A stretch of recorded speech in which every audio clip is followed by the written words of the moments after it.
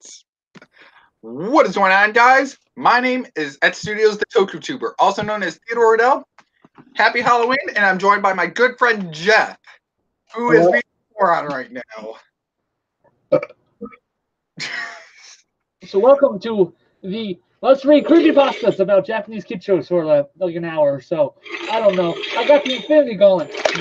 Y'all better watch it now. You better watch it. I don't feel so good. Now, before we start, I just want to mention something that someone made a joke about. Basically, during the scene where Spider-Man dies in Infinity War, spoiler alert, he basically says, well, he's now your friendly neighborhood dustpan. Haha, that's funny. Now this is actually the second live stream that I've done with the Creepypastas, but Jeff asked if he wanted to appear on my channel, and all 4 people that I've worked with before appearing on my channel. Well, the people last time, they want to see. You know what I just called you? What? I called you an asshole. Oh, Ted, watch your language. Damn, Yep. you right. Yeah, now I see what you did there, because when you first appeared on my channel, I did not like swearing. Oh, you little sissy girl. No, that's me. Screw you too. Nah, I'm just messing with you, Ted. All right. Yep. Hand over them fanfics. I want to read one. Okay, I will send you you want me to send you the Dime Creepypasta that I finished reading? No, why would I? I want to read one, like live. I know, that's what I'm saying. Should I send you that one? Well, if you already read it, then no point. Yeah, there might be people who have not seen that stream. Well, they can just watch it afterwards. Fine, I'll send you the Mighty Morphin Power Rangers Lost Episode Part 1 Creepypasta, because there's 2 of them. And technically, there's 2. Oh, excuse me. There's already a Mighty Morphin Power Rangers The Lost Episode. It's called the Day of the Dumpster pilot. Yeah. All right. So this is Mighty Morphin Power Rangers. No. Yeah, that's the name of it. Mighty Morphin Power Rangers. That's just, I don't know. I'm going crazy, everybody.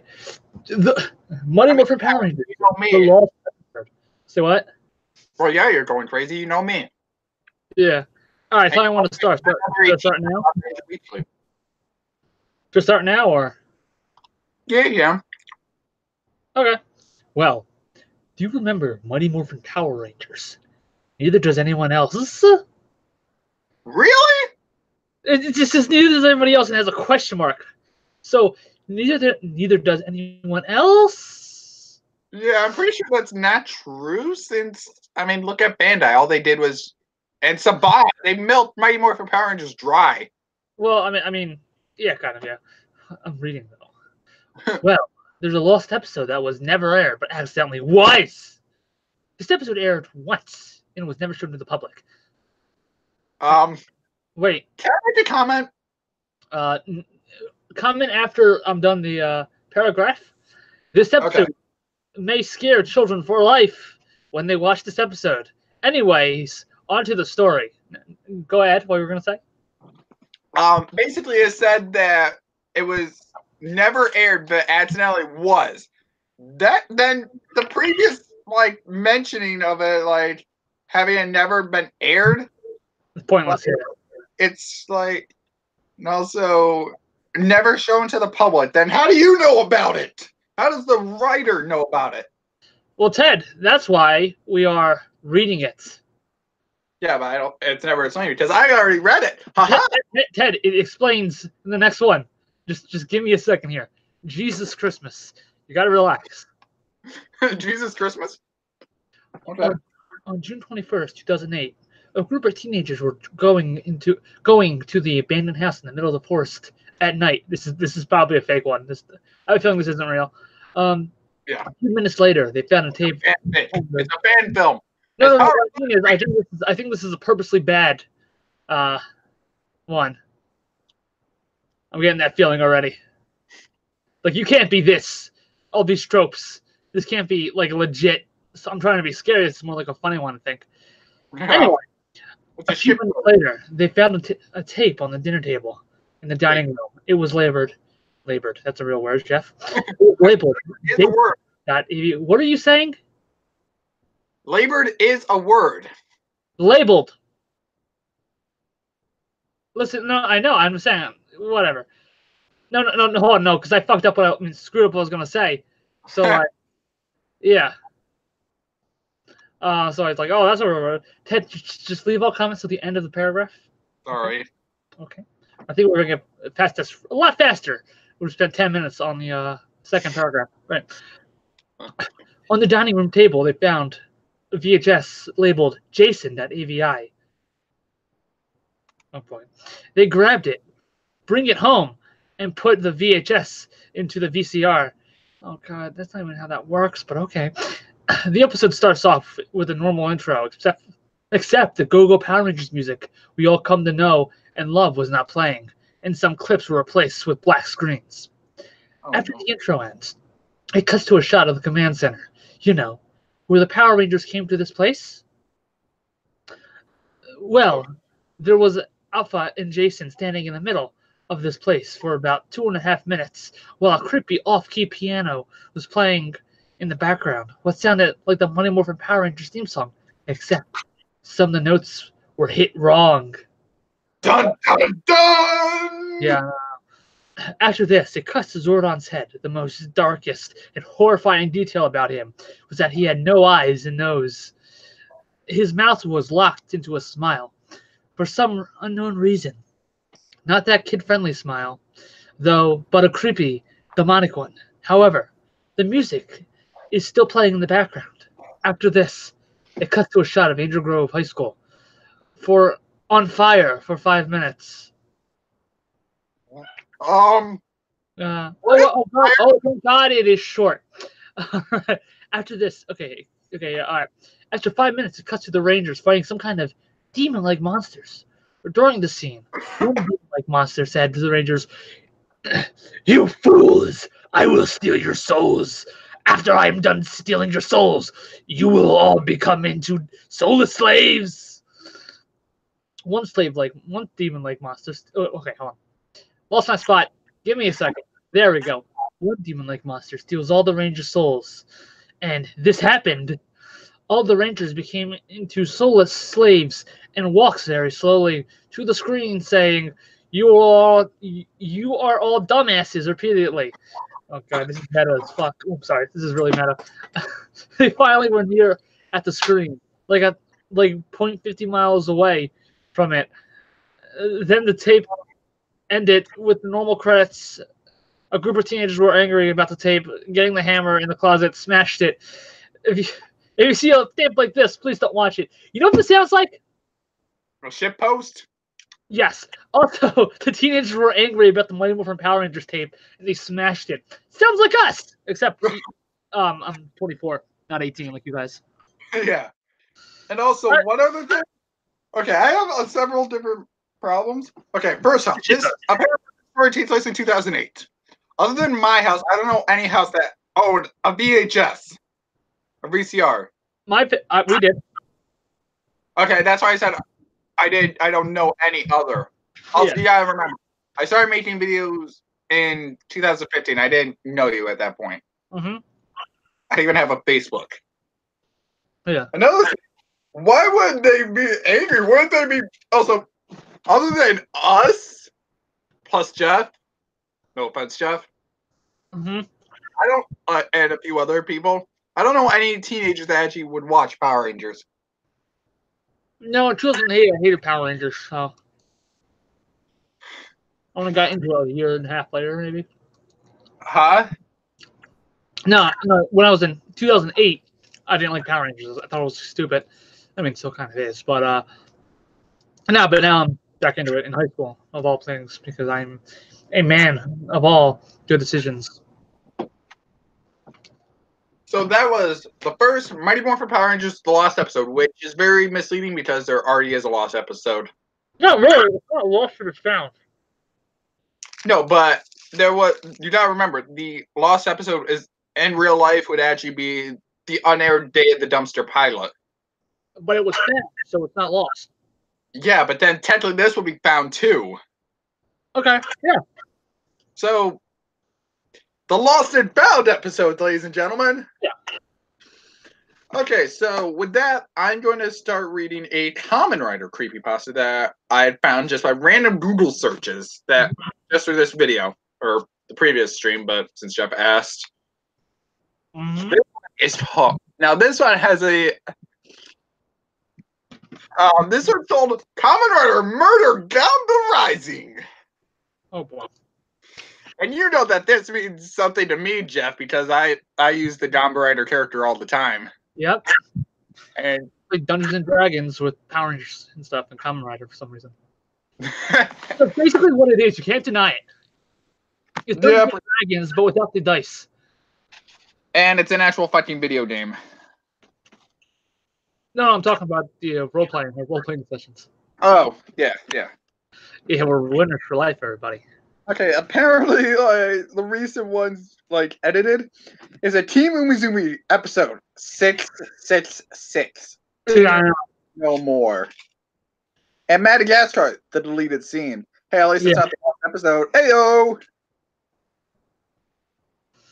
Anyway, Kamen Rider Murder. Gamba Rising. Kamen Rider.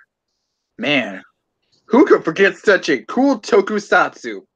Nobody, because someone who doesn't know about it knows about tokusatsu just says it's Power Rangers. Yeah, that's pretty accurate.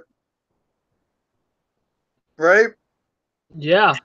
When I came across Kamen Rider, I thought it was just Power Rangers. Mm-hmm. Well, not anymore, that's for sure. Okay, that's an odd thing to say because still nobody knows about Kamen Rider. I went downstairs to the basement to get my old computer to play some games that wouldn't normally play on my current PC. But then I saw an odd figure, and had no idea what it was. I went to go see what it was, and saw it was quite dusty. Okay, an odd figure, that implies a person. Right? Yeah. Okay then. I dusted it off, and saw it was a Gamba Rising machine. What a quinkydink! I was confused about why it was in my basement, but who cares? It's fucking Gamba Rising machine. Holy shit. I did not see that coming. Potty mouth, Dad. Potty mouth. What's your excuse? I'm an angry guy whose car broke down yesterday. I'm allowed to be angry. Yeah, he spent his money on crap. No, I don't. What happened for me? Laser sword. Ted, that was once, and that was like about a year ago. Splash driver. The Q Ranger Voyagers. Yeah, I bought them because I liked them, and I had spare money left over from everything else I do. Either way, you're worse with money. You're worse with. I can't even speak. Let's just keep reading. Okay.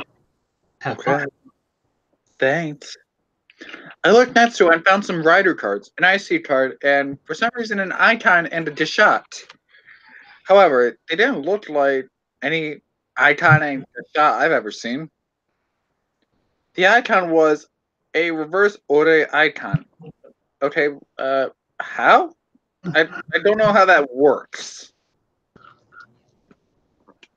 Like, an icon is like either way reverse, unless it's like talking about color wise. Okay, yeah, it's on its way. The back of it, the button and fake button was in white. Okay, yeah, that made sense. Never mind. I don't care about Facebook. Shut up, Facebook. Shut up, Facebook. Shut up, Discord. The outer shell, however, was in black, and I looked at the top of the icon to see what it was, and what I saw was horrifying. On the top, where it usually showed the helmet design, the name and number was a picture of an actual man, bloodied up and on the floor. Can I question that? If you wanna. Okay, first off, how would it be a bloodied man on the floor? It's just like the actual icon picture. Like, picture on the icon is just like a stock image. Like, not stock image, but it's just like a picture, not like with no background. It's basically a Rorschach. Huh? It's basically a Rorschach. Yeah, it's a Rorschach, basically. So how would that work? I don't know. It's cursed. It can do what it wants. Still, an actual man, bloodied up and on the floor, face down. Next to him was a silhouette, but I couldn't make out who it was. It's secretly Klaus. Yeah, I wish. Yeah, that would make this creepypasta better. Yeah. I then looked at the shot. It was completely black, and the white paint on the front that would cover the picture on the other side was laid down like the dangerous zombie shot. Hey, Jeff! I didn't know you were part of this creepypasta. Your shot was mentioned. Oh wait, no, that's. Oh wait, you're not Dan Caroto. Well, everybody, that's funny. Let's clap for him. Thank you. The joke is Jeff makes a lot of meme-worthy faces. Oh wait, his face is a meme. What am I talking about? Ted, your wife's a meme. I know. I am a meme. Yeah. I mean, my friends made really inappropriate memes for some stupid reason, and I'm such a likable guy. Ah! I'll screw you too. I'm screwing with you, dude. You're fine. I know. However, the white paint on the front was covering on the other hand. Okay, that doesn't really make sense. It was a silhouette, but the same as the icon. It was hard to make out who it was. Okay, that would actually make sense because with this, it's like the pictures on the shots are actual like supposed to be game covers. That made sense, but with the icon, it wouldn't. Yeah. The label on the shot, however, was just two white peoples with a red mouth smiling. Oh god, that actually sounds creepy. Actually, right? Oh. Like all you see is two white peoples and a red mouth smiling. Ugh. I don't think I want to imagine that. I don't know. Why does that scare you? I don't know. It's the way it's worded. Let's face it, I'm probably gonna end up like Googling it later. Yeah, you're fine. Okay, so let's see. It didn't even have the name of it on it. This scared me. I then tried to push the button on the shot. Instead, I got game over and the game over sound. Wait, game over. So instead of getting a winning sound on it, I always get a losing sound. I tried to push the button on the icon. It did not flip through the pictures. I decided to put it in the DX Ghost Driver. Hashtag non-sponsored because Ghost ended like 3 years ago. Mm-hmm. To see if it did anything. I closed it. Wait, this guy has Tominer merch? Jeez. That makes me want to die a little inside. Anyway, I closed it. Then it went through the idle sound the Necromicon would only do in the Ghost Driver. Huh. Okay. I pulled the handle and it said Chikame Oyasumi. I have no idea what that means, ladies and gentlemen. So do not go into the comments below asking what Chikame Oyasumi. I do know what Oyasumi means. It means like good night, I think. Or shut eye, I don't know. It did the power down sound. The fact that they just used a Power Rangers reference kind of upsets me. Triggered. Yes, I am triggered. Yep. Triggered at Studios, ladies and gentlemen. I mean, implying I'm not always triggered, so. Odd. I thought I took the icon out, closed the Ghost Driver, and turned it off. I then decided to stop fiddling around and just turn the machine on already. The Ganbarizing logo on the machine had orange Sharpie on it, reading in Japanese, Satsujin. How much do you know that Satsujin means murder? Oh. I did not know what this meant, but I went to turn on the machine. I turned it on, put it in a $20.25. Okay, shouldn't it be actually yen because it's like? I don't know. My God, this is now bothering me. And went to go play some Gamba Rising. I scanned in the. Cat could have wrote it. Oh God, that'd be scary. Inside joke. Only 2 people can get. Unless she's watching the video, and then she's probably going to like find me, and kill me. Or me. Oh. And apparently today's her birthday. Huh? Today's her birthday. No, it isn't. According to her, it is. According to her, she's a woman. Damn, you right. I went to play some Gamba Rising. I scanned in the IC card and looked at what Gamba Rider this IC card has. For some reason, it was apparently Gamba Rider Akuto, which I found odd, as Akuto was never playable in game. Dun dun dun! Yep. Yeah, it's actually true. Akuto is not like playable in the Gamba Rising games. I've never played one, but I do know this type of stuff. Yeah. Somehow. I shrugged it off as a glitch and started a round. I scanned in one of the cards found next to the machine. Dark Ghost. Next, I scanned in Gem level X, which is not 10, it's just X. Which I found odd, as Gem never had a zombie gamer card, let alone a level X card. Okay, just a minute. I'm pretty sure he did.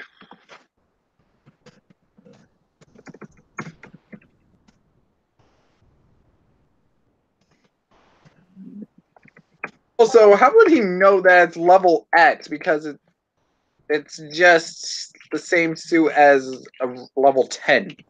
I don't know. What is he talking about? Like, I'm not like. This okay. Apparently, the author did not do his research because Gem level zombie gamer does have a Gamba Rising card. Cool. So this guy did not do his research. Automatic 0 out of 10. Oh, it's over? No, there's more. And lastly, I scanned in an odd card, which is supposed to be a commoner Fang. What? Okay, first off, there's no such thing as commoner Fang. There is a Kamen Rider Fang, I thought.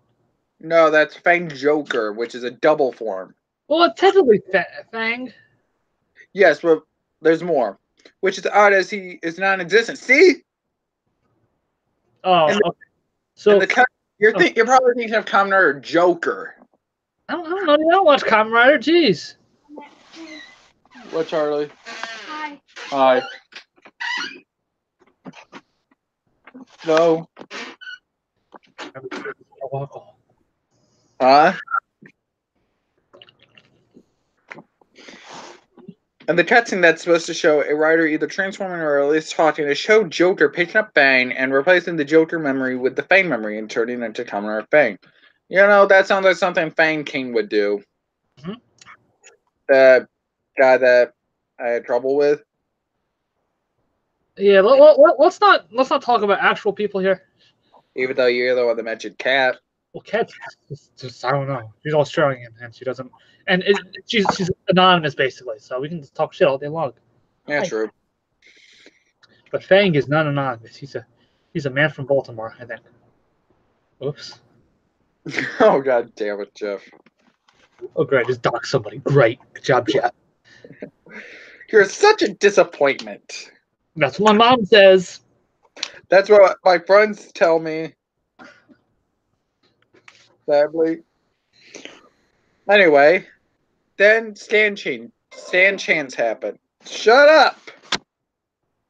God. I wanted to pick a writer to give a good shot, but it picked Dark Ghost without me doing anything. I then got out the odd icon and scanned it. Oyasumi. Wait, what? Oyasumi Dark Ghost? Teddy is something so angry about a children's cartoon show. There's no such thing as an Oyasumi Parker ghost. Oh. What happens when you take the icon out of the ghost driver and close the cover? That's it. It's like, ah. The Oyasumi Parker ghost was a completely black robe with red eyes, and an extra Parker ghost appeared. Ningen. Okay, that's obviously supposed to be human. Like, no joke. The Ningen Damashi was a blue jacket with buttons, headphones on the hood, and had brown eyes. Wait a minute. That sounds like me! Okay. Like no joke. I wear headphones all the time, and I'm pretty sure I have brown eyes, and I wear a blue jacket 9 times out of 10. My friend does that too. But So, okay, that's not everybody else on Earth.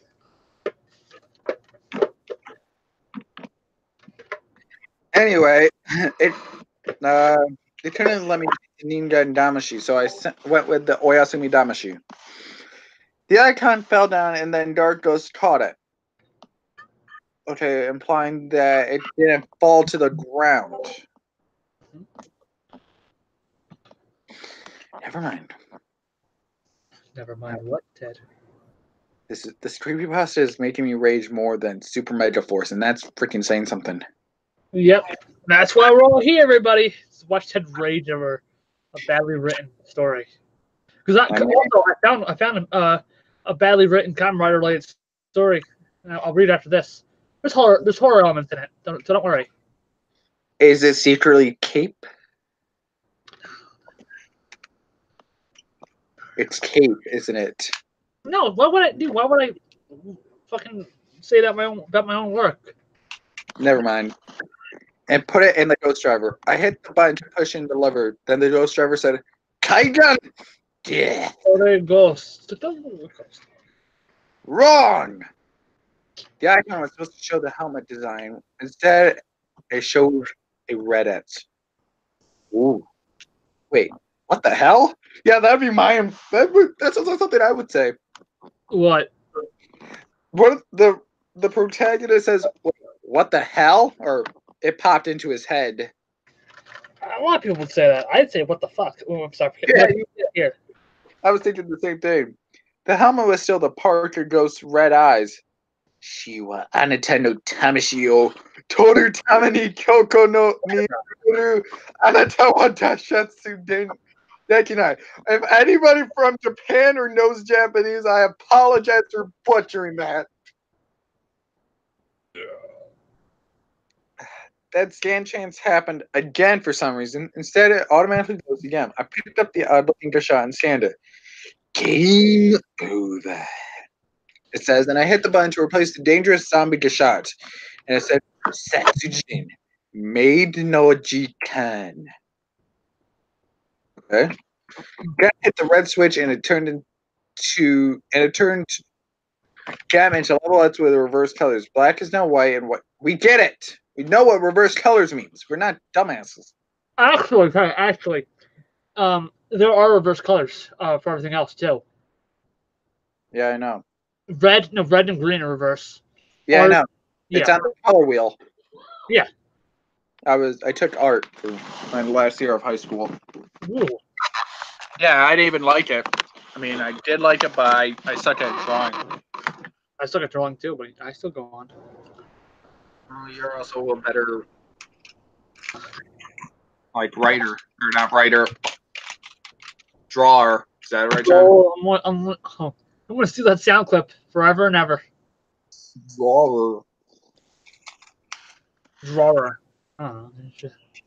Which is, the creepiest thing is that his goggles were now completely black with blood flowing out them. Okay, technically that was in the actual suit. I mean, not actual blood, but there was like red in like the corner of one of the like eyes, but it's like pretty much like hinted that it's supposed to be blood. Anata no jinsei no tamene no tatakai genocide. Anata no jinsei no tame no satsujin. Jiko kano. My God. Ted, are you trying to summon Satan or something? Yes, I'm secretly summoning Satan. You want to help? Okay. Here. No, the way we have to fit it, we I have got to my spell book here. Satan It's all is by hard. reading. So, And Jeff, what? the way we have to finish the real way to summon Satan is by finishing this creepypasta. Okay. Or we can just watch the videos of Rosie O'Donnell. I mean, that would get done really fast. Ah, ugh, ugh. Gelatinous mass that's alive. Oh god, it's like Eldritch horror. I'll stop. And we'll continue. Then the round started. The opposing team was Deanne Complete, Aqua, and Itza. Now I'm wondering if Aqua was even in Gamba Rising. I'll have to look that up when I'm done with this and when you're reading your the next creepypasta you want to read. I started the roulette, and all the icons, that's icons with an ICONS, not like the eyeball icons from Ghost, where the super attack icon, the icon that is either your rider's icon, a Desha, or an icon. Now the icon, my god, this is hard to explain. Basically, the icon in this case is one from Ghost. What? I'm gonna have to be explaining this every time one version of icon like comes up. No. I just stopped all the icons. Icon with an I. Then I got a power level question mark of 6,666. Wow, that's not cliched at all. No, the cliche thing would have it be 666. What was it? You just said that. This one has 4 sixes. Oh, that's stupid still. Well, actually, in Japanese, more like Asian cultures, 4 is an unlucky number. Oh no! So yeah, because the Japanese word for 4 is shi or shin, or not shin, like she, like die. But that's what they also do yon. So yeah, the opposing team just had 1 and had all fist icons. The rider attacked and blood came out. The opposing team as my team attacked. Then the opposing team immediately got knocked down to health of 1. Then it starts Dark Ghost, and the announcer says, "Fast break!" I wanted to make this sound like, I don't know. And then I immediately looked at the Dark Ghost card. It looked different for some reason. The card picture was replaced with the picture shown on the odd icon, except the silhouette was replaced with Dark Ghost and the Oyasumi Parka Ghost. And the corpse was replaced with Deanne Complete, but bloodied up, and he had cuts everywhere. I almost vomited, but carried on.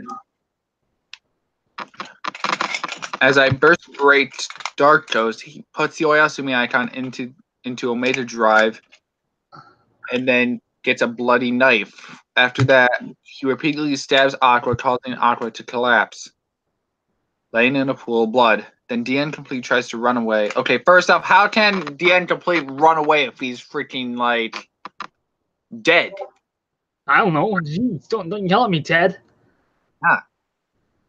I'm questioning the logic of this. Scared. You're threatening me, Ted. Jesse, this is nothing. Oh no. Okay, anyway. Then Deanne Complete tries to run away. But then Dark Ghost caught Deanne Complete. He cut open his neck. Holy crap! Okay, that sounds like more like Amazons than like actual freaking commoner. Horror. Killing Deanne Complete. After that, Itza tries to attack, but Dark Ghost was invincible, causing damage to Itza instead of Dark Ghost. Okay, what? Okay. Then Itza just dies. After that, a picture of Gombrite or Akuto starts flashing on the screen. Then I just smashed the screen with a hammer. Okay, he just so happened to have a hammer nearby. After that, I threw the machine outside and burned the cards, the Gisha, and the icon. After that, I never wanted to hear a commoner ever again. Then I found a kit shot that's completely red. Now I want to kill. And there's a whole bunch of like characters on screen that I'm not even gonna try to. I'm gonna like put this in like. Maybe I'm gonna send this to you through. Hey, no, just these. Who? No. What? I'm gonna send you the last few characters that is out here because I'm not like gonna try to like freaking like translate this. What, you want me to like the fucking like translate them for you? Yes. Pen, When I do a reverse when I do a Google search, it just gives me the commoner murder Dombar as a creepypasta. This creepypasta is crap. Well, yeah, most creepypastas are. Like, holy crap! It's so freaking bad. I mean, the idea of a common summarizing creepypasta would have been interesting. Ted, what did you send me? The last few characters, that's what. No, the thing. What did you send me? The last few characters I said. These aren't. You sent me like a jumbled up mess of. No joke. That's what is shown in the creepypasta. I'll send you a screenshot. Oh, well, I don't know, dude. I can't translate that. I sent you a screenshot to prove that I'm not a lying ass. I know you're not lying. I'm just saying. Like the idea of like I said, the idea of a Gamba Rising creepypasta would have been really interesting, and it would have sold me if it was actually freaking good. Mm-hmm. But in this case, it's just really bad. Like the fact that it seems like the writer doesn't know how commoner like this stuff works. Like it does not like announce. There's no such thing as an oyasumi or an eBay. Now, granted that could just be made for this creepypasta, Mm-hmm. but still. Also, plot twist: the Ni Damashi is my non-existent soul. Mm-hmm. So ultimately, I have to give this one like 5 out of 10. Yeah. Agreed? Sure. I'll give him like a 2.5 because I wasn't listening. Jesus Christ. All right, time for me now. Yay. Now this is one I found. It's apparently horror themed stuff. It has to do with Black RF. Serious skeleton? No, it has to do with like Calamari Black and stuff. Oh. Well, you just probably like instantly won several people they were watching. Which, Yeah, there's like 2 people. Besides, according to my side, it's only 1. oh well, that means it's just me watching. Everyone else left. So They left after you said Commoner Black. Because the next season is Black or Reds, and that was adapted into a shit season. yeah. So I'm gonna start reading it now. If that's cool with you. All right. The Blackout Arc, Episode 1. Follow up a friend. Oh, God damn it! As the sun rises over Lincoln Cities, Klaus sits in his office watching the silhouette. You! As he sips on his tea, spins around in his chair and turns the intercom saying, "Group meeting." Oh, group meeting now. As the writers file into the conference room and gets settled in, Klaus begins to speak. Okay, I'm sorry for my brief absence there for a while. I've now been gone for a couple of weeks with Victoria and Dole taking over, but I have something to attend to, so what did I miss? Ted. Well, Kevin wants to kill us all. I haven't seen him for a while. He takes his dog every morning, and he's usually back by now. Klaus. Well, that's something new. But I bet Seth is fine, though. Maybe he went out for pizza or something. No, dude. No, he's not. I haven't seen him around this morning, said Jamie. Oh, well, I'm sure he's fine, said Klaus. Or is he? Dun-dun-dun. Yosuke said that. Asura. Hey, kid. Huh? Shut up. Okay.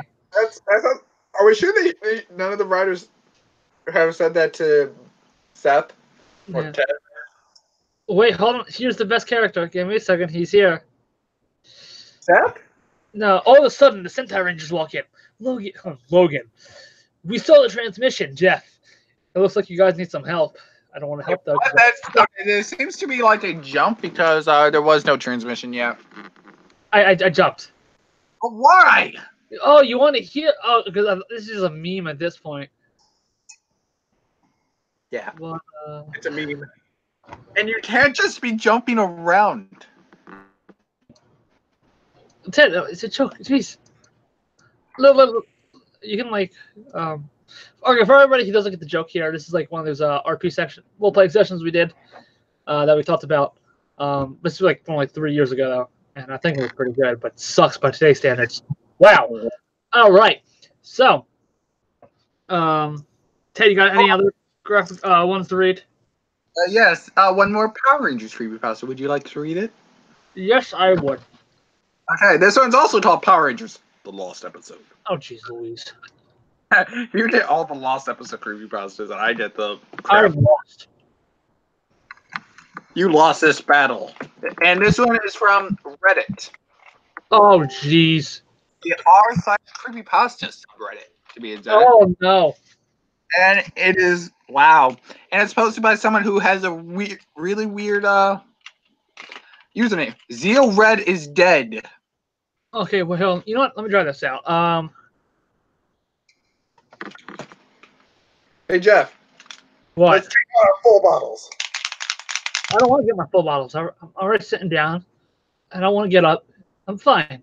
You can shake all of them you want. Oh my. Here we go. Also, Jeff has all both the slash shells and the crocodile. Hey, I'm reading, Ted. I'm reading. It was 1999, and our father recently moved us from New York to LA. He was so excited to finally make it into the entertainment business. We moved to a small house in downtown LA. It was a rough neighborhood, but it was my home. I set a room. I think you meant I shared. I shared a room with my younger brother, Anthony. Some kids didn't like to have siblings, but not me and Anthony. No, not me, Anthony, and I shared. Okay, well, nice period there. Anthony and I shared on things in common. And what was our love for Saturday morning show, Monday Morphin Power Rangers? Him. Saturday morning cartoons. Well, technically, it was in that block. Yeah, but still. Yeah, give me a second. Him and I would fight on who would be the Red Ranger. It was good times. One night, Dad came late with news. He shared with us that he got a job editing footage for a kids show, and that show was Power Rangers. I overheard my father's excitement, but Mother muttered, "Oh, nice alliteration there." I kept it to myself. I was excited and continued to listen to my father, trying to cheer Mom up, but she stays silent. I got the first tape and episode to work on. They want the new version in 2 days, he says with joy. Mother shakes her head, not impressed. He asked to talk her into the room. Okay. He asks to talk her in the room, they leave. I hear the door slam and muffled voices. I sneak into the kitchen and snatch up tape. I run into den and turn on my TV and VHS player. The blue screen fades into darkness. The screen was dark for a bit. The iconic Go-Go Power Rangers theme plays, but slowly down. It's morphin' time. No, hold on. I am terrible at reading online. Yes, you are. But slow down, and there was no graphic text saying the insert media here. No, there was. Oh, no, okay, fuck it. There was no graphics, just text saying insert media here in the screen. Here's the screen cut to grainy static when I heard muffled, "It's morphing time." Then a woman screamed. Kimberly appears bloody and limping, her suit torn. Ooh, kinky. She screams for help before being stabbed with a dagger. Oh, not kinky. I jumped back. It was Tommy. Like I had Dragon Dagger. I should have seen that coming. But the camera panned down to see Tommy already dead. Oh God, it's Lord Draken. Great. They decided. Oh fuck. Oh my God! Before Screw Boob Studios, they had back in 1995. They had Draken. Uh, This all right. had to do with Draken. Ted, it was a joke. I don't give a shit. I don't care if I get demonetized, honestly. Oh God. This is about to get tasteless soon. Give me a second. How tasteless. Well, I want to die a little inside. I'll tell you. I'll tell you how tasteless this is. This tasteless. That doesn't really tell me anything. You'll see. Tell me, but okay, he's dead. Jack, Jason, Zach, and Trini arrived. They see their friend dead. Trini calls for help, while the others teleport to the command center. They arrive. Zordon and Alpha. Yeah, that's how I spell Alpha with an F. Gone. They try to teleport. Back to Trini as they do. The center burst from the flames as Jason and Zach burst from the flames and fall with the command center. Oh wow, she's like the only one alive. Oh, that's awkward. Trini hears an explosion from the distance. She tries to contact the others. No answer. She hears something. She gets on her feet and takes a fighting stance. When a blade when a blade appears from the distance and the figure darts at her from the camera, zooms rapidly on her just to hear her scream as the screen fades into black. The last audio soundbite was Trini's last word saying, "Billy!" There was no credit. Impression, dude. What? Nice Trini impression. Thank you, I'm the best. Cycle. There was no credits, only the Saban logo appeared. So I sat there, confused and afraid. I took out the tapes, I turned on the TV, and went to bed. I didn't know what to think. Hold on 1 second. What? Hello. I'm doing a live stream, so. Huh? Doing a live stream. Okay. Yeah. Maybe tomorrow. Tear your engine apart. Okay. How many miles on that? A couple. I don't know how much. 200,000. I guess. I don't know what I gotta do. All right. Okay. All right.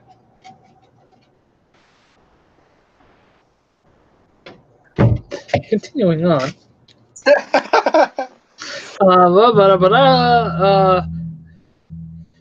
just didn't know what to think. After that, I didn't want to deal with Power Rangers until Anthony came up and told me that Jason, Zach, and Trini were leaving. The new Rangers were coming to take their place. I brushed it off and muttered, "If only he knew." Oh, jeez. Yes, the secret reason why Jason, Trini, and Zach left wasn't because of budget. Yeah, because budget. It was because I think budgetary reasons, I guess. But the joke is they got murdered. Oh God, so fucking stupid. And here's the one comment. Whoa, this is insulting. That is this universe. The power. Oh my God, do these people not know how to fucking these? Oh my God, they don't know how to write. This is a sentence. This is one sentence. Whoa, is this insulting that in this universe the Power Rangers were real and while filming one episode some died? Look at the crow. Well, yeah, well that happened. Yeah, well that's real. I mean that was a mistake. But like, God, we're so stupid. That was kind of crap. What's a shitty one? Like the amount of like grammatical errors, like that like rivals you, Jeff. Haha, Ted, I'm gonna stab you next time I see you. You prick. Joke's on you. We've never met in real life. Haha. I still have your address. Shit. Haha. All right. Have you read the track? I'm gonna have another beer and get drunk and then like fall asleep. So I guess I'm done here. Okay. But that's not it for me because I one more, maybe two more creepypastas. All right. You're about to have a trilogy here of creepypastas. I may stream, so whatever. You better add me into that stream, boy. You better no stream as in video games. Oh, that makes me sad. I don't know. You can just get them via send maybe. I don't know. I don't know what the fuck I'm doing. Jeez. Kids, don't be like me and curse because I'm an idiot. Here, read my He thoughts. said it, not me. Hey, I'm not allowed to call myself an idiot because I have self-improvement syndrome. That's not a real thing. But, I don't care. I'm hiccuping too much. I got horror stuff to write and listen to and hear and stuff. Also, everybody, subscribe to my channel, Jersey Dorks. No, wait, hold on. Jeff Burke. In fact, you can just click on my little channel icon right here on the chat, I think. Words. Wait, I don't know. It's Jeff Byrnes. It's that logo. Just type it in. Subscribe. Because apparently I pissed people off and I lost like 4 subscribers. oh, I didn't even see. He's like, okay, I just realized that people were actually commenting, and my friend was like, there. Yeah. Okay, so that's gonna be about it for Jeff here. Thanks again for coming on. It's been a while since you appeared on this channel. Yeah, it's no problem, dude. I do what I do and I have fun. You have 307 subscribers. How? You can thank yourself. Unsubscribe. I'll subscribe again because I know Karma's a bitch. All right. Then I'll unsubscribe from you. Oh, I resubscribed.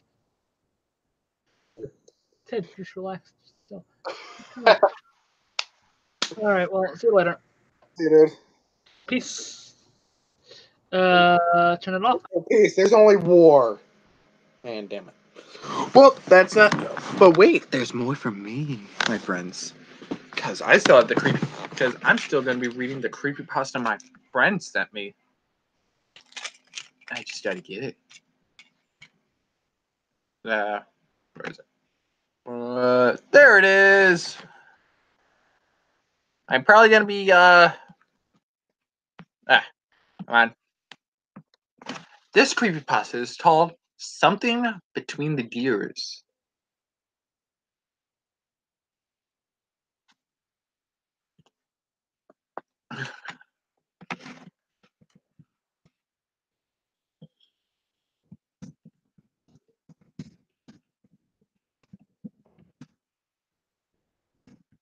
I'm just going to let my friend know.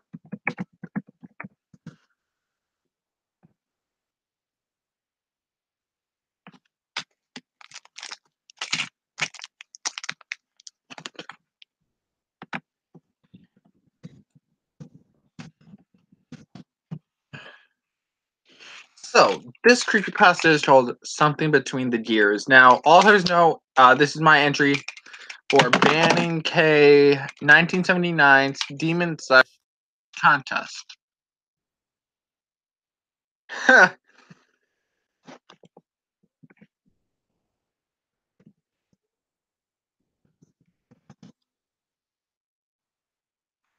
I'm thinking about to a series. Oh, lovely. That means I have to be even more terrified. Good day, prospective evolutionist. I have no idea what that means, but let's hope we're up to a great start. And that's not sarcasm, guys. That is honestly like off to a good start. Like I'm not joking. Let's get rid of that. You're reading this because you believe the human species is on the decline. You believe there is only one logical path forward. The human species must evolve. And you believe there is only one way to accomplish such a feat through technology. The industrial evolutionists have heard your call and share your interest. We spent years researching this issue and believe we have found a solution. Sorry about that.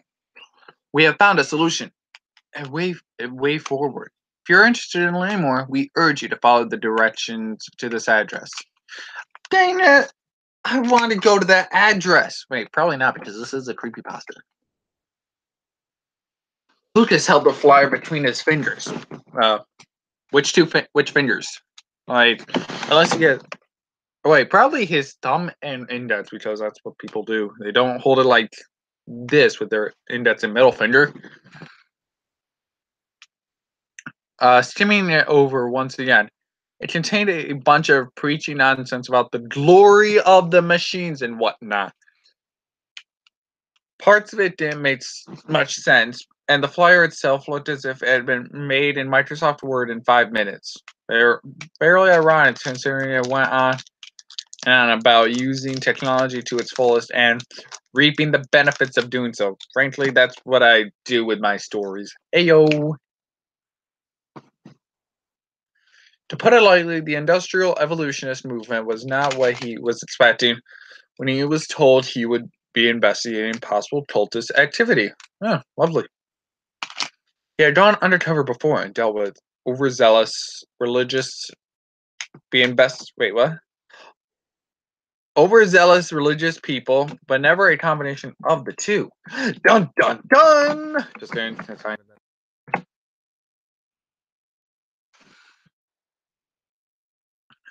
Okay, let's see.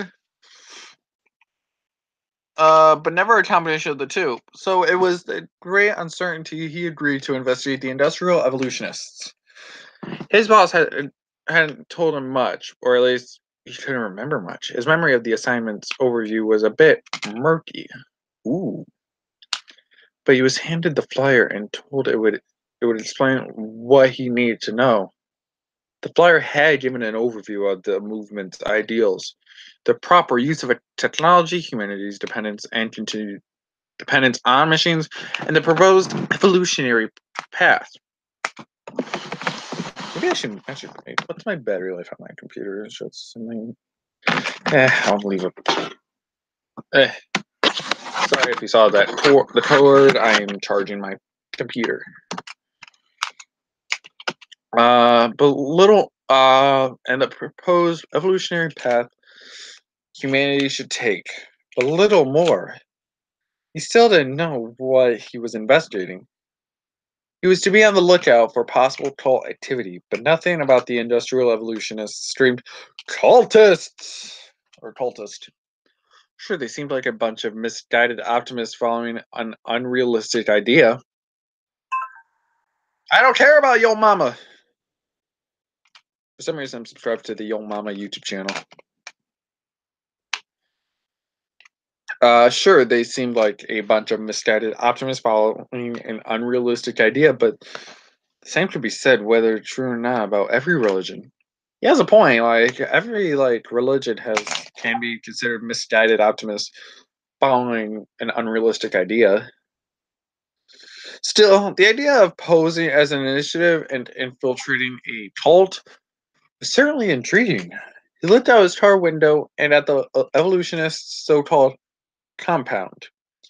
In reality, the commune's place of meeting equated to little more than a rundown warehouse. Lovely. Right smack in the middle of the city's industrial district.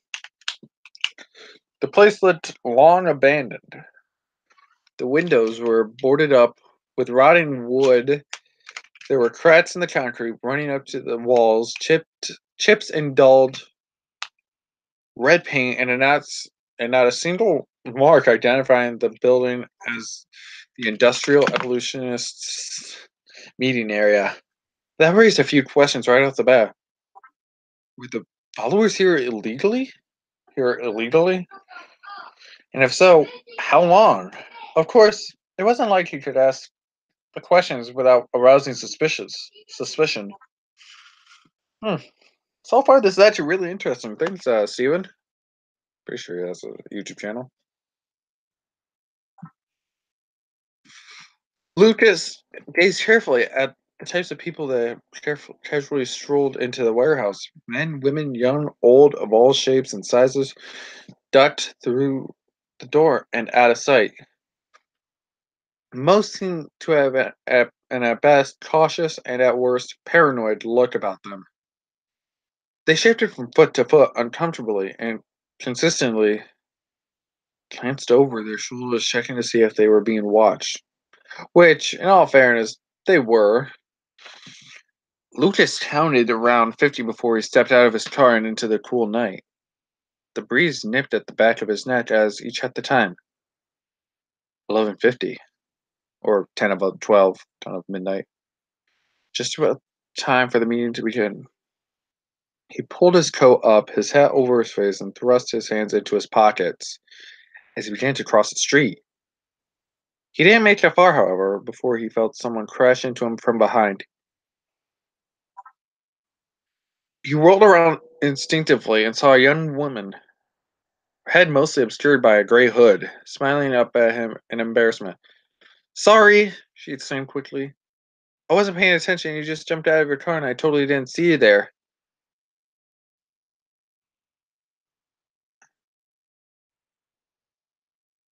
Lucas smiled back calmly, wanting to have a friendly demeanor towards these followers. It's all right, he said coolly. Hey, I'm actually fairly new here.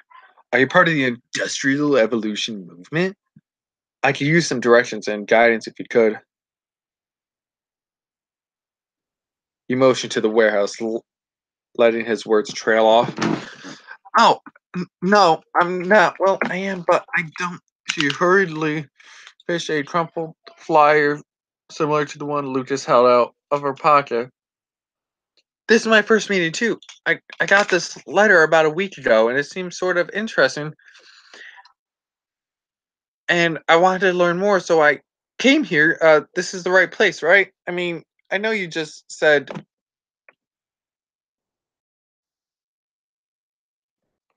Assuming the address on that paper is correct, then yeah, this is the right place. Right, but I don't know. It just seems sort of gross. It's all broke up and ugly. I don't know. I just kind of expected more. Hey, if you don't mind me asking, where did you get your letter? You do have one, right? A flyer like this? She held up her paper. I got one in the mail like you. In all honesty, Lucas had thought about it, nor had an answer prepared. First seemed to work well enough. Oh, you did? Oh, cool. Yeah, yeah. Weird, huh? How they just know to send you one? Lucas took the note of her uneasiness around the subject. Oh, I'm Alyssa, by the way.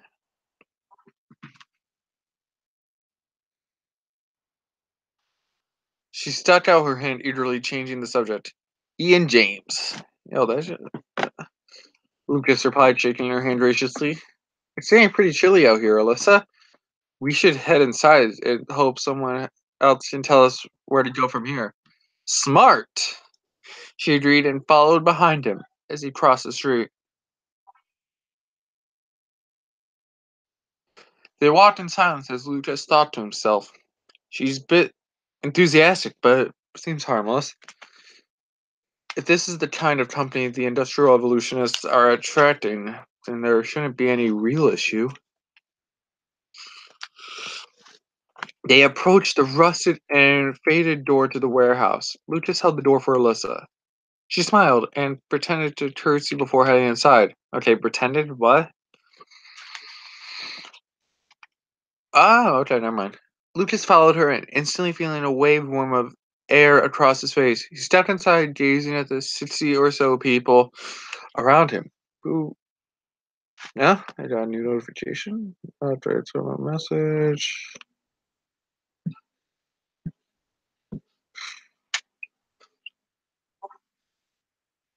He stepped inside, gazing at the 60 or so people around him who chatted amongst themselves happily about a variety of mundane topics. The room was well lit, attributed to a series of lights overhead, yet there was a hazy fog around the crowd, above the crowd. Dimming the lights and insulating the heat, it smelled of coal, smoke, and another odor Lucas couldn't quite place. Rows of folding chairs had been set up in front of a wooden platform that acted as a stage of sorts. On top of the platform sat a podium, and a large rectangular object with a cloth draped over it. Lucas tried to make out any features of the object, but they were obscured by the cloth.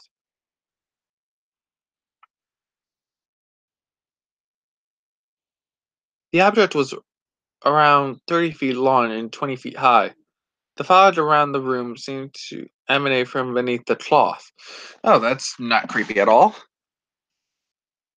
See if I got any. Oh yeah, Jeff had to leave. He just wanted to like come on to read a few toku pastas, and he might be streaming on his own channel. So check him out. I highly recommend his channel. He makes really good videos, better than mine. Lol. Self-deprecating humor is the best humor.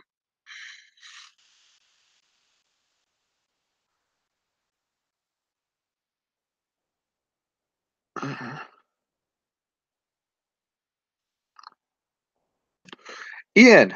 Lucas looked about the room and saw Alyssa sitting down, patting a seat next to her. She had since removed her hood and let her long brown hair flow down her shoulders.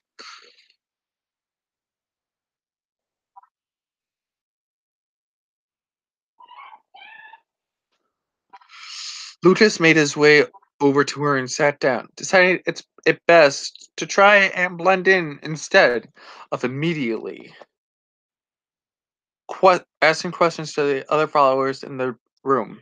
A few of the other people had sat down as well, scattered amongst the room, but most stood around in groups.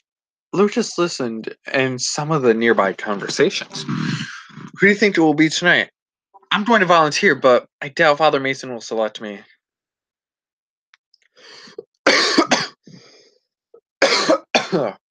Sorry.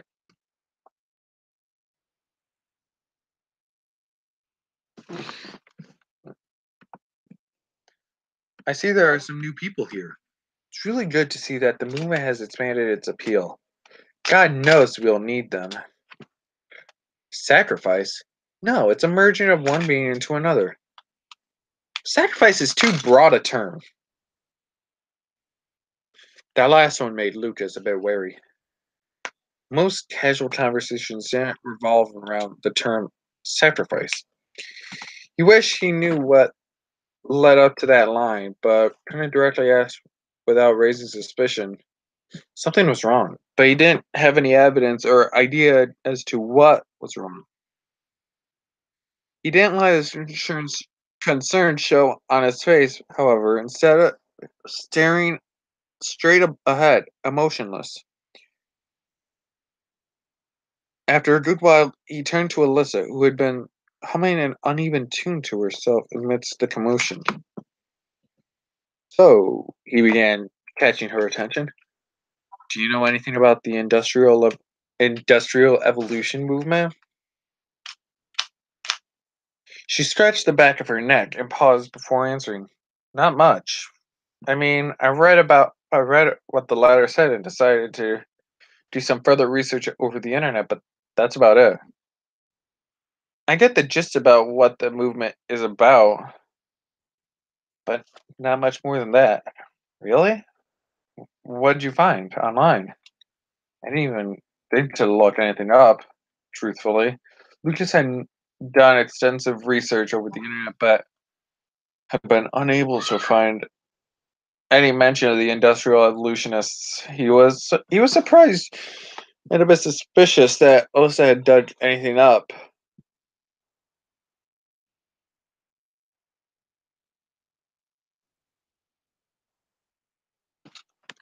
Well, as you could probably guess by the name, it's an extension of the Industrial Revolution, or at least the basic idea of the revolution. It's like machinery revolutionized and continues to improve the human lifestyle.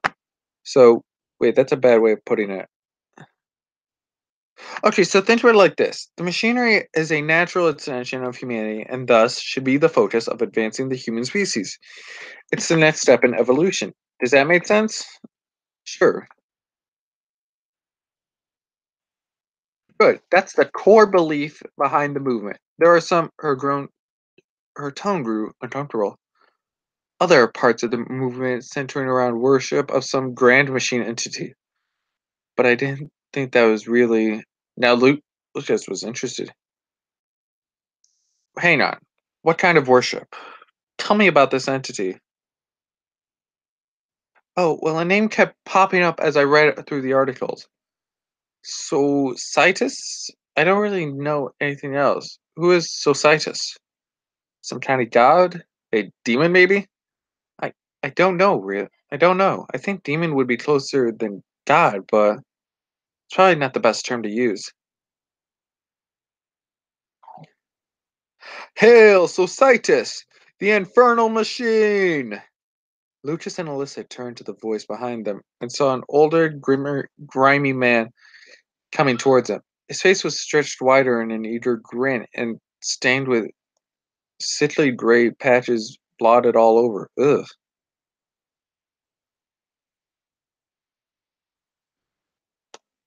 He placed his hands on Alyssa's and Lucas's chairs, and Lucas could see that they were covered in gray patches as well. Always good to see a few fresh faces, the man continued. I'm Father Mason, by the way. I lead the Industrial Evolutionists. I'm quite surprised in your knowledge of us, young lady. Most come to these meetings without any advanced knowledge of the movement, but I can see that you've done your research.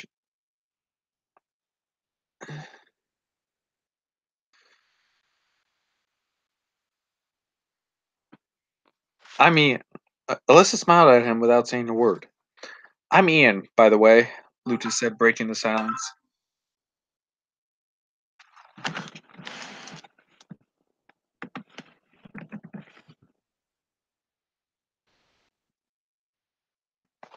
Ian James. Wait. Lucha said, breaking the silence. Father Mason smiled at him and nodded. Lucas continued.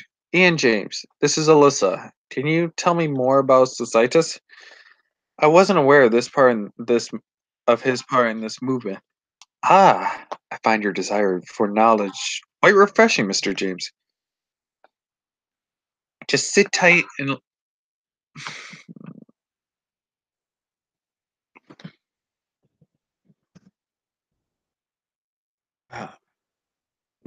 exit out of Facebook. Ah, I find your desire for knowledge quite refreshing, Mr. James. Just sit tight and listen to the sermon, and all of your questions will be explained. Lucas smiled and nodded before holding out his hand. All right, will do. I look forward to learning more about this movement. Father Mason shook Lucas's hand.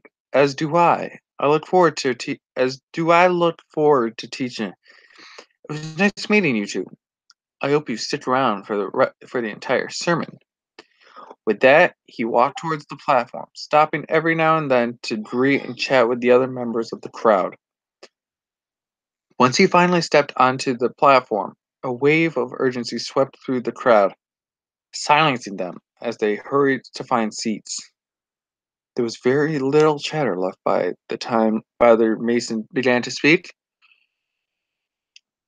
Lucas sat intently, listening with great interest. He could he could certainly see the cult roots beginning to take form. Good evening, everyone. Father Mason's voice bellowed throughout the warehouse. I'm so glad to see that so many of you are here tonight.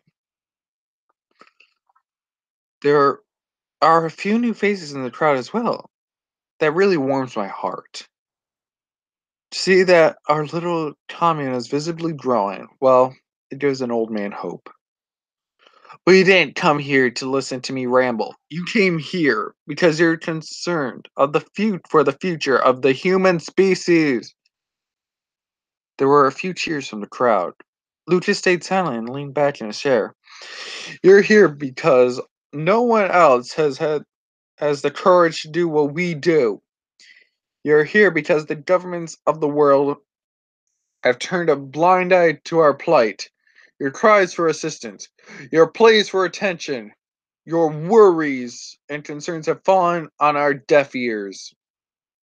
These other so-called religious movements have turned you away. They have been corrupted by commercialism, idealistic principles, and simple human neglect. Jeez, I can't speak.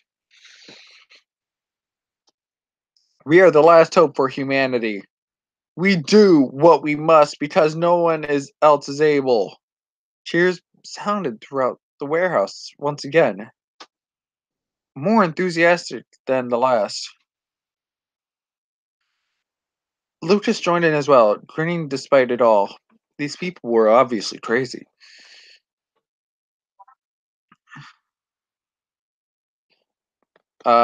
Taking them down would be no trouble at all. You are all here for a reason, Father Mason continued, pacing around the wooded platform. You have all been chosen by the great Societas to lead humanity in the coming days. None of your appearances here are accidental. Father Mason seemed to glare in Lucas's direction upon uttering that line.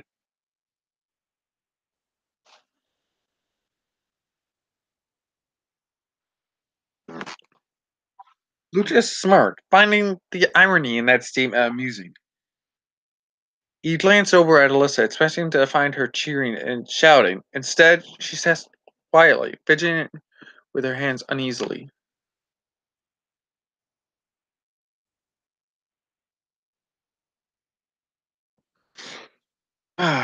Lucas leaned over and whispered in her ear.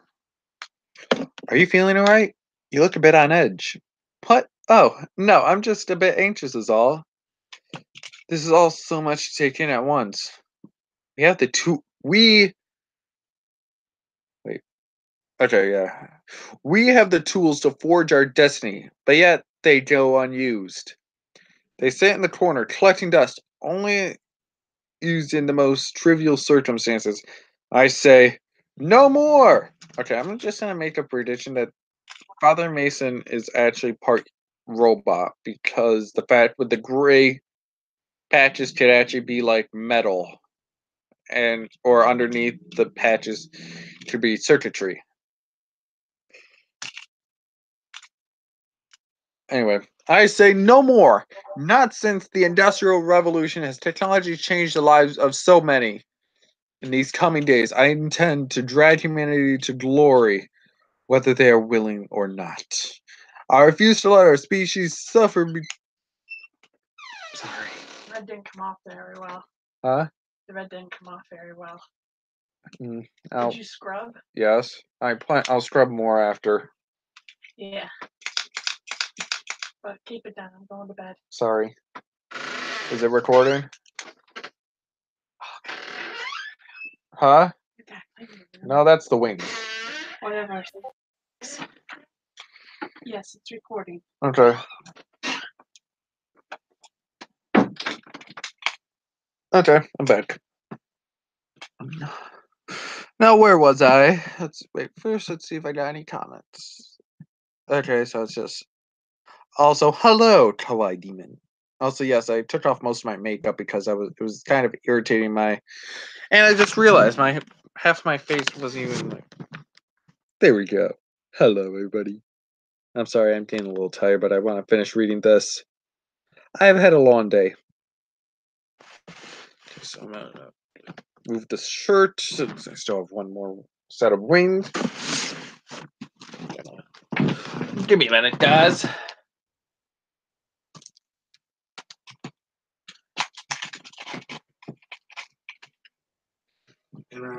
I want to get a little comfortable. You dig? I am very weird, I know. No. There we go. Okay, so there we go. It's very hard to get comfortable when you're on a bed, you know? And having to like check. Holy crap! I've been streaming for over an hour. Holy crap. Anyway, let's see.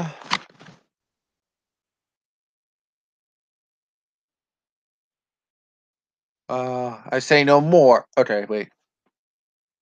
I intend to drag humanity to glory, whether they are willing or not. I refuse to let our species suffer because some people were afraid of progress. Father Mason paused, letting the crowd cheer in agreement. Despite having no idea what he was talking about, Lucas stood up and cheered Father Mason on.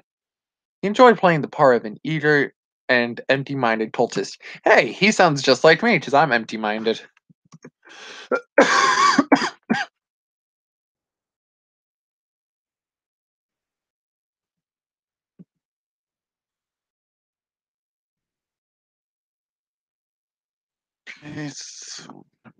Checking my notifications for a minute.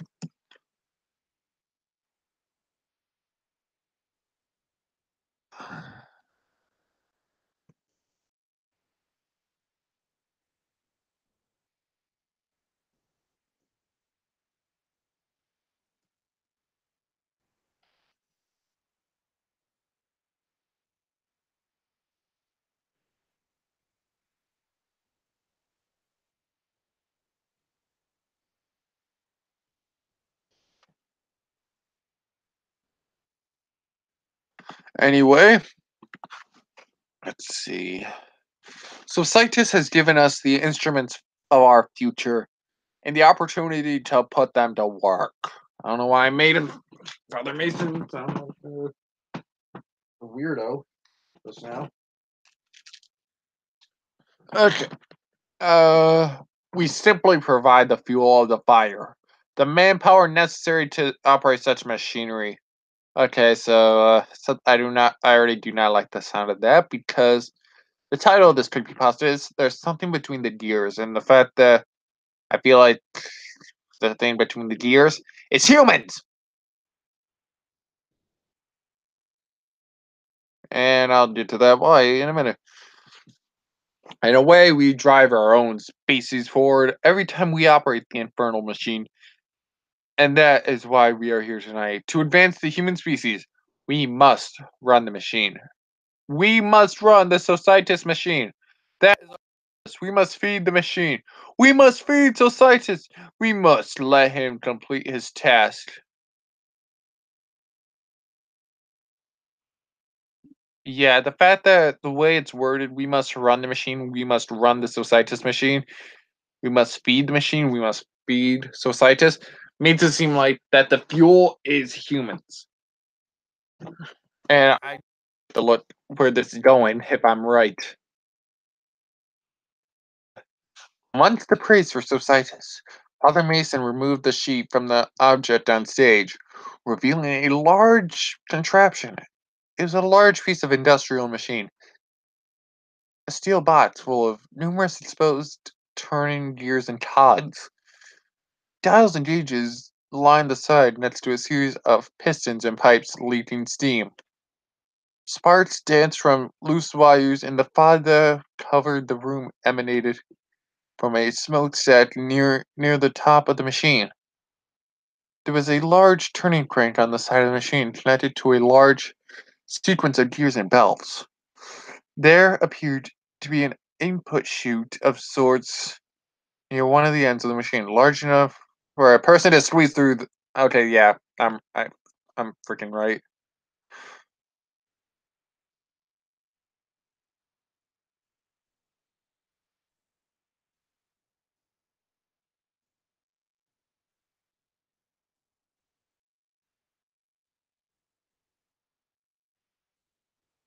Yeah, because the fact that the author put in that detail large enough for a person to squeeze through.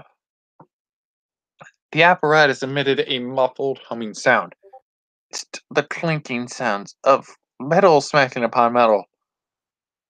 Lucas sat back in his chair, examined the scene before him.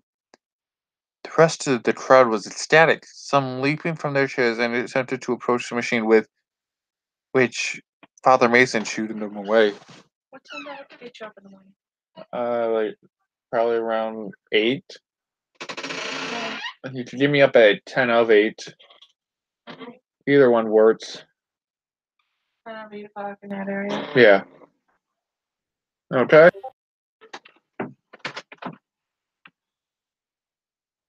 Okay.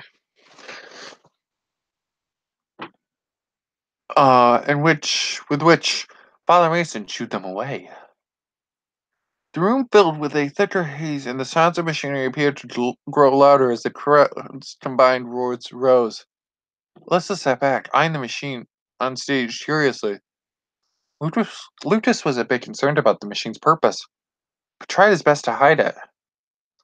These people were harmless so far, but he worried that he knew the exact purpose of the machinery before him. Heh, you and me both, buddy. Despite this, he resolved not to break his cover, no matter what happened next. If these people really were dangerous, then he'd need to play his cards right. Not what you, not what you were expecting, huh? Lucas turned to see Alyssa grinning wryly at him. Ian, I like you. I know you're new to this, but I really think you should leave. Some things are going to happen in the next few minutes that you want no part in. Oh, okay.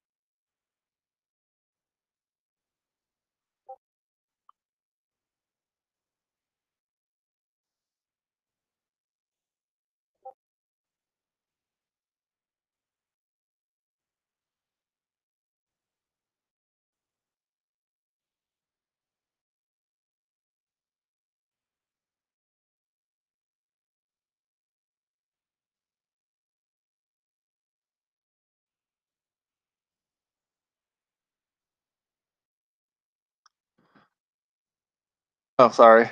Sorry, guys. I totally zoned. Lucas looked at her quizzically. Is that even a word, quizzically? I don't know what that means, guys. It's obviously a word if it's here. And so far, I have not seen any grammar mistakes.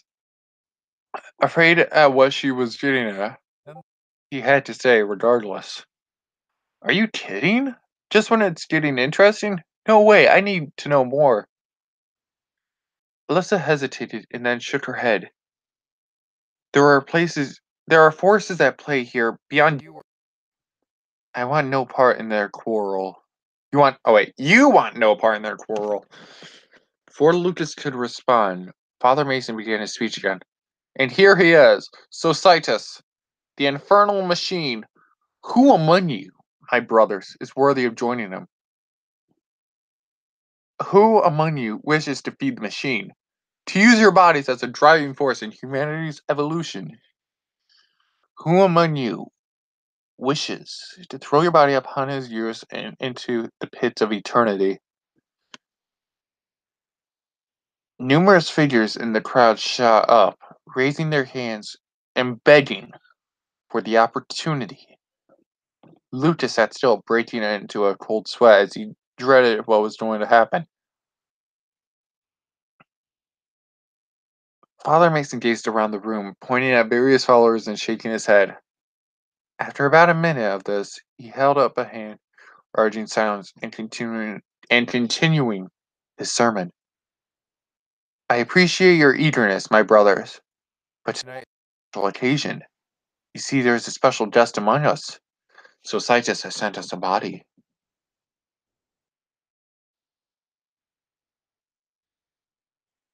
Oh no.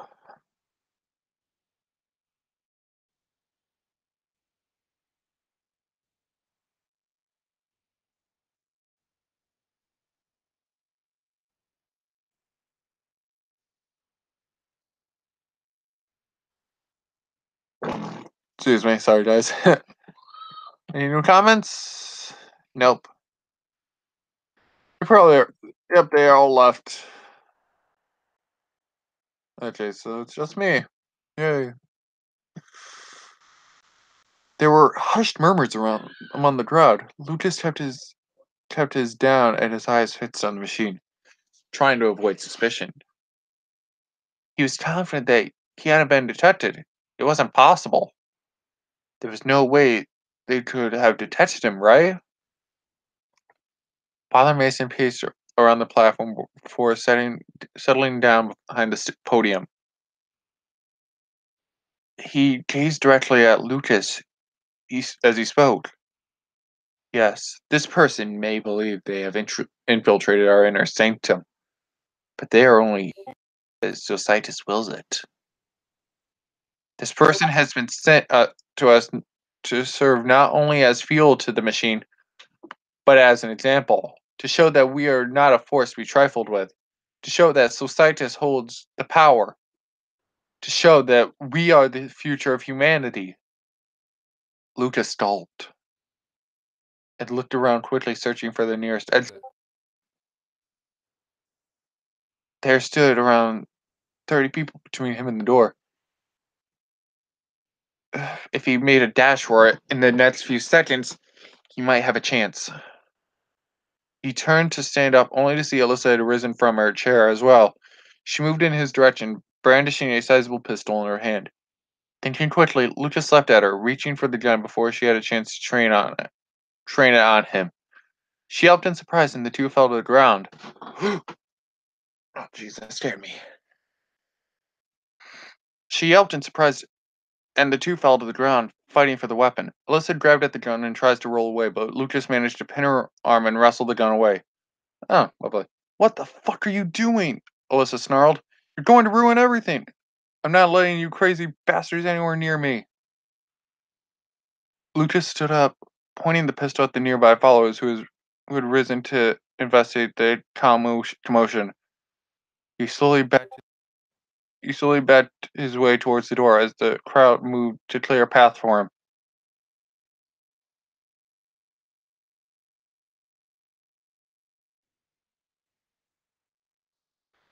Alyssa leapt up and started bolting towards the door. Lucas pointed the pistol in her direction as she stopped, throwing her hands up instinctively. Oh, no, you don't, Lucas shouted. All of you are just going to stay put while I. You idiot! Alyssa shouted, moving towards him. I'm not with them. I see Mr. James has already apprehended the suspect.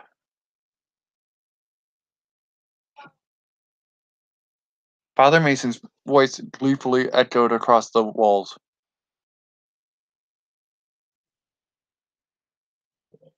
Oh no, I don't like where this is going, guys. Bring her to me. Bring me the follower of Lud. Lucas lowered his gun in confusion and stepped away.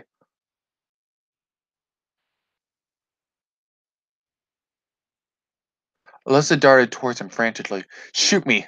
Shoot me! Shoot me! Please! Anything's better than she shouted, but Lucas stepped further away, trying to make sense of the situation.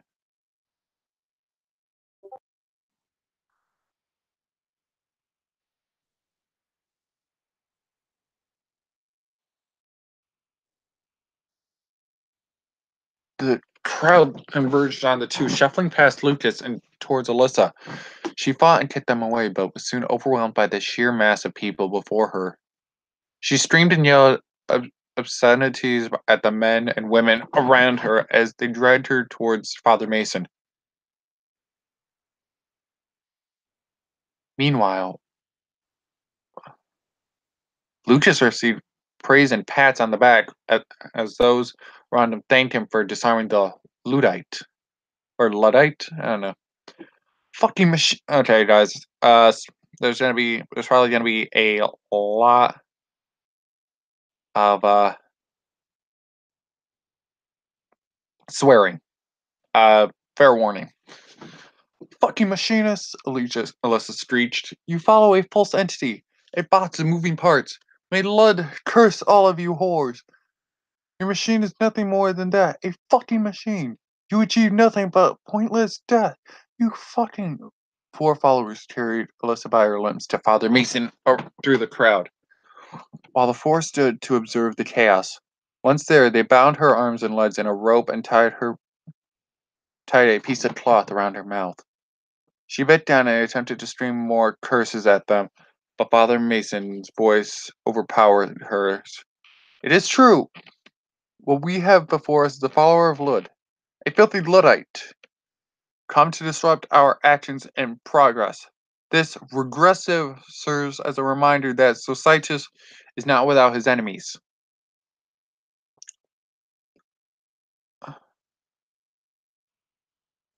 I don't know. I don't like where this is going. Those that would impede his purpose. Lud, brother of Societus, and the lesser of the two. This demon, this creature, this negative force cannot be bothered to confront the infernal machine directly. So he sends his minions to do his work for him. But they meet the same fate as Lud would. They throw their lives away in a senseless attempt to turn off the machine. We will not let them. We will keep the gears turning. We will keep Societus satisfied.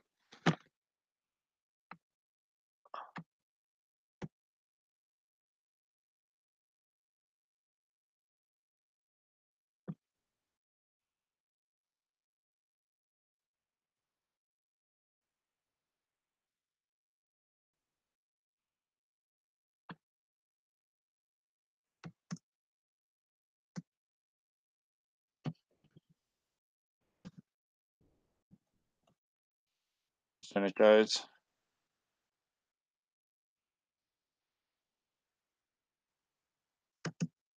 I was hoping to find something. The rest of the industrial evolutionists cheered and called for the machine to be run. Lissa struggled against her bonds as the followers on stage picked her up and carried her to the input chute.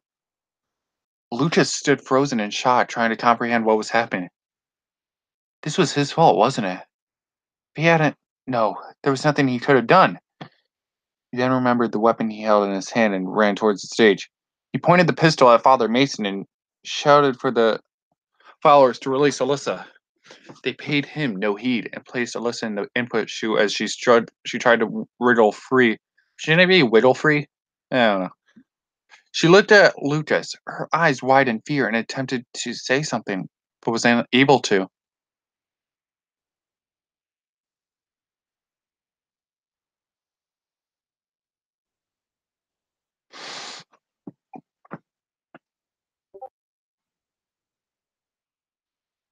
Let's see. She looked at Lucas, her eyes wide in fear, and attempted to say something, but was unable to. Father Mason moved towards the crank, but Lucas kept the pistol trained on him. Father Mason stopped and grinned at Lucas. Mr. James, excuse me, Lucas, please put that down. What? Oh, don't look so surprised. The machine tells me many things. I know who you are. I know what you're doing here, but more importantly, I know what you're going to do next. You have no part of this. You care not about the war between Societas and Lud. You care not about our group nor our rivals. You see a group of cultists, and I use that term loosely, about to sacrifice. And I use that term loosely as well. A young woman to a demon machine of swords.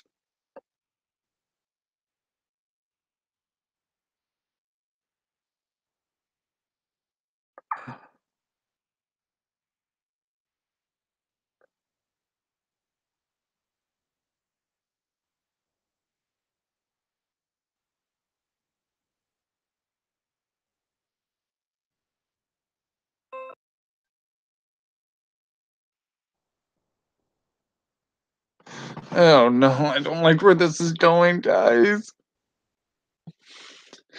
I do not like where this is going.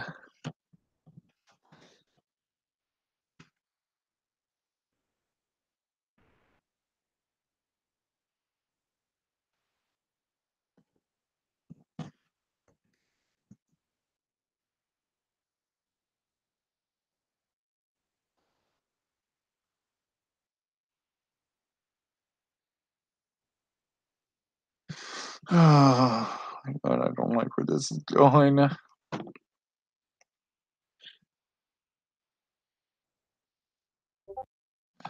I use that about to sacrifice, and I use that term loosely as well, a young woman to a demon machine of sorts. You play the part of the third party, the police, the hero. You wish to save her and put the rest of us behind bars, and you're nothing if not noble. But what you don't know is how Societas works. Take a look at these.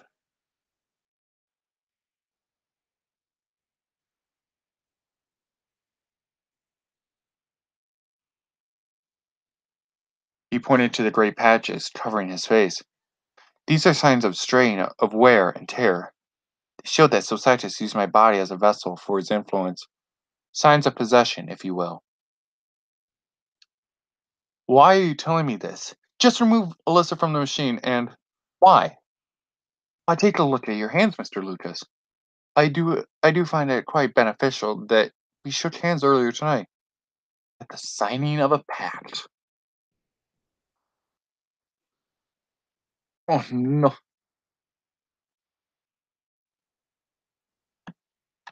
Lucas kept the pistol trained on Father Mason as he pulled one of his arms closer to his face. He could see the same disease patches that covered Father Mason's face now covered his hand and arm as well. He lowered the gun and checked his other arm as well, finding it to be covered in patches as well. He looked at Father Mason helplessly. You, I, I don't feel right.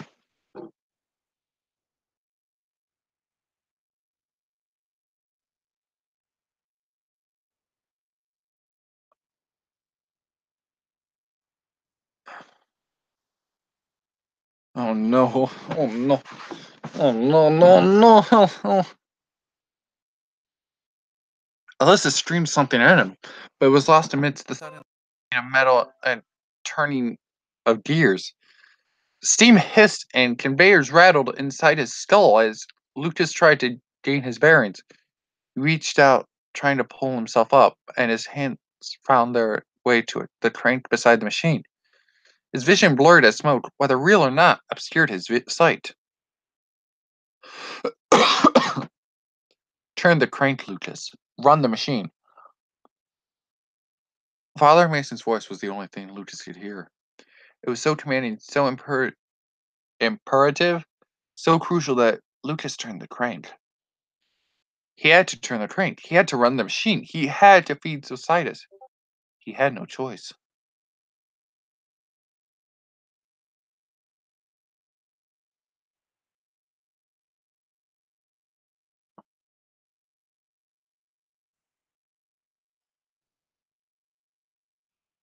Oh no. Oh no.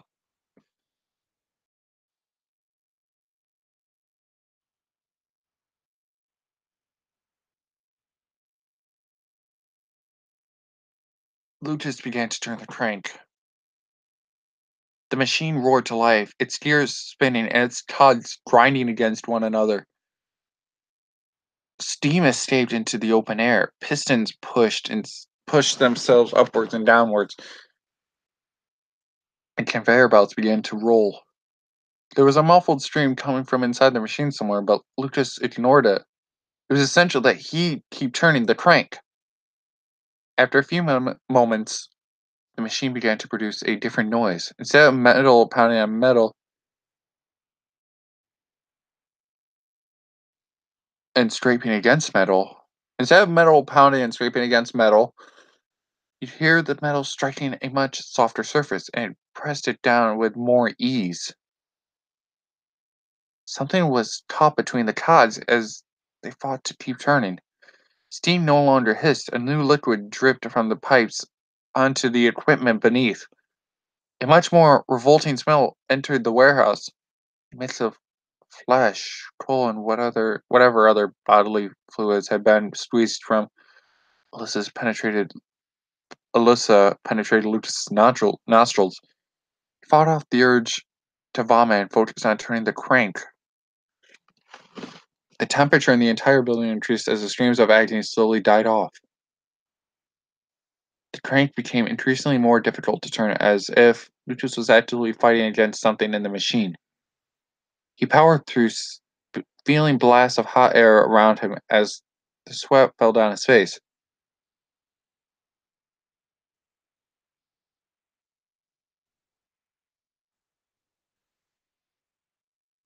Blades spin within the machine, drills bore through flesh and bone. And Lucas hoped, lest she feel the machine literally tear her apart. But he could not stop. He knew that no matter what, he had to finish turning the crank. There was a ding and the whistle went off. The crank refused to budge, and Lucas released it, crumpling to the floor and collapsing his head. Lucas could hear distant cheering in the background, but focused on the pain inside his head. Despite not turning the crank anymore, the sounds of machinery remained, grew louder within his mind.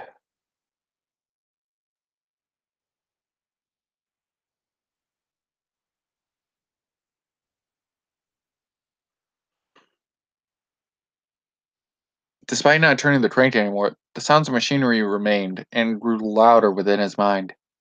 He could, he could all but feel the steam flow through his veins, the pulleys in his arms turning as he fumbled around on the floor, and the teeth of the gears pushing on the inside of his skull. A fire roared in his chest as his body consumed coal and fuel. He wanted it to stop. Oh, it needed to stop. Oh God, why wouldn't it stop? He wasn't a machine, he was a person. A person, a person, a person. Do you wish for it to stop, Lucas? Father Mason seemed to read his thoughts. Oh no. Kiana realized he had said those things out loud. He mumbled something under his breath that sounded like yes, but wasn't sure if it could be heard over the sounds of machinery. Oh my God.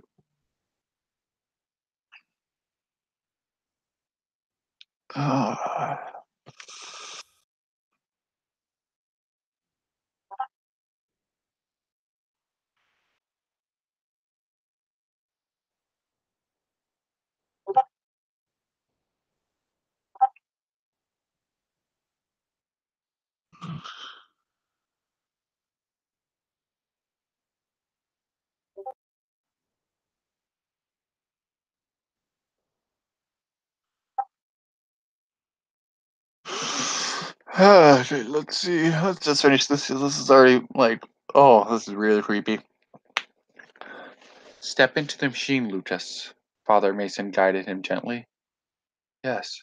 Yes, that was where he needed to go. Into the bigger machine. It's a machine too, right? Made sense to give his parts to the larger machine. It needed to complete its purpose after all. Fuel. Fuel. Fuel. It needed fuel. He was fuel. Right? He could already feel the machine inside him. The gray spots on his arms were markings, marking him as a machine. He was defective. He needed to upgrade. He didn't want to be obsolete. He stepped into the chute and waited. Nothing.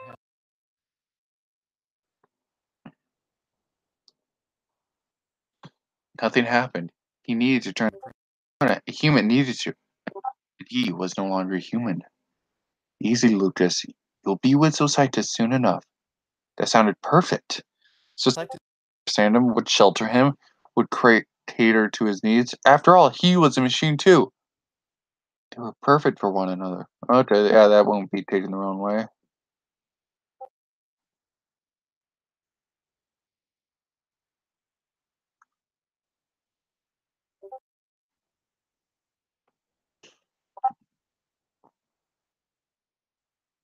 I'm impressed, Lucas, Father Mason said as he took his place beside the crank. Most people go insane after a possession, but not you. You're very strong. You have a place with Societas. Well, you don't know, Lucas, that this machine isn't Societas. This is a delivery chute. He's more glorious than you can imagine. Hail, Societas, the infernal machine. His words were repeated by the other humans in the room, and now Lucas. Lucas braced for the embrace of Societas.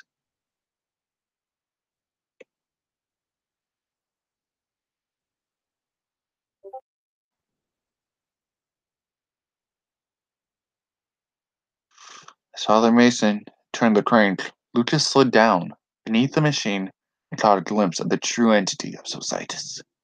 The Societas machine stretched on for miles beneath the earth, filled to the brim with moving parts and machinery. Bits of flesh clung to it, and it almost seemed sentient. It breathed between gears. It could see him between the gears. It talked to him between the gears.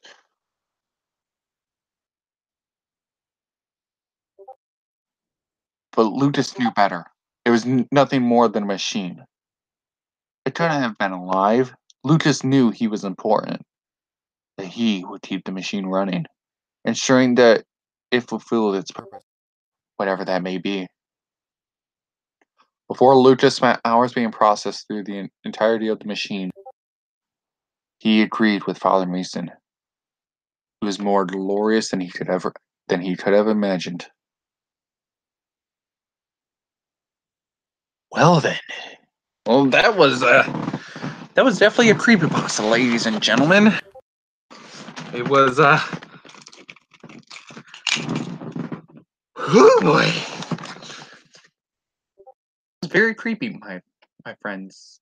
Like, holy crap. I don't care, Discord, shut up. Like, my God, was that freaking creepy. Like, what? Eh? Like, holy shit.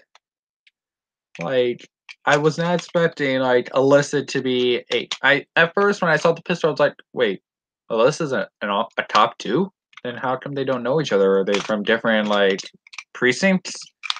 But it turns out she's also, like, a cultist, sort of. Member of a cult. And, my God, like, that pasta was good. Like, it was creepy, yes. But it was good. I was gonna, like, try to read Bend Around, but I kind of need to. I have to get up at around 7:58. 7:58 o'clock. My time. So yeah, I'll try to remember next year. I'll try. That's the key word. Try. Other than that, my God, that was terrifying. Like, I was not expecting, like, Lucas, like, be consumed by the machine, and I kind of figured with the title, there's something between the gears and the fact that the way they, like, the author, like, put in the terms, like, human-sized shoot, was like, oh no, no, that's not going to happen to Lucas, is it? I mean, it does, but it also happens to Alyssa. So that's going to be about it for this creepypasta marathon of sorts. I hope you enjoyed this creepy night. Have a safe Halloween, even though it's freaking almost 9:30. 6 minutes of 9:30. 5 of 9:30. I don't know. 9:35. 9:25. I don't know. Just remember, it's always fun reviewing stuff with friends. That's what it's all about, my friends. Have a safe Halloween. And like I said, it's always safe reviewing stuff with friends. Peace out.